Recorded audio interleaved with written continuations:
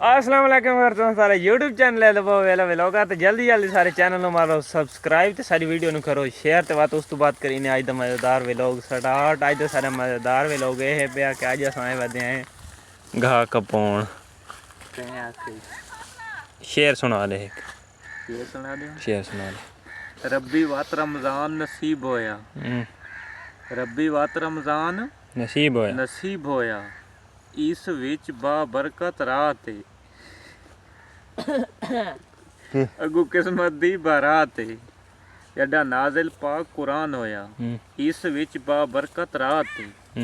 कर तौबा हर एक भुल बख्शा वो जो बख्शण वाली ज़ात है बिल्कुल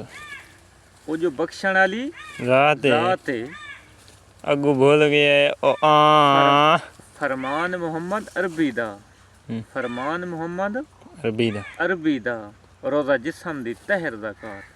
बिल्कुल बीवर आज सुना था शेर सुना दे सारे याकूब लौंड कुर्बान मजा उस मुल्क तू और भी बात तो सानू फुल सपोर्ट करनी है इंशाल्लाह थाने यार अच्छे अच्छे व्लॉग दिखाएं जरा सारे चैनल को सब्सक्राइब करना लाइक करना शेयर करना सारी वीडियो नु सानू फुल सपोर्ट करनी ताकि थाने अच्छे अच्छे व्लॉग दिखाएं जरा सु आगे थाने तकरीबन टीवी वाले व्लॉग चुनी ने दूजे विच को चाड़ने पौंदे इंशाल्लाह थाने हो रही है व्लॉग दिखाए ये सारे गाया सो उतने दी कप रखा है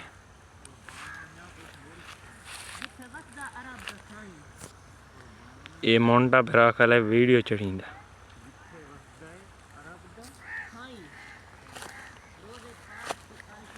चेक करो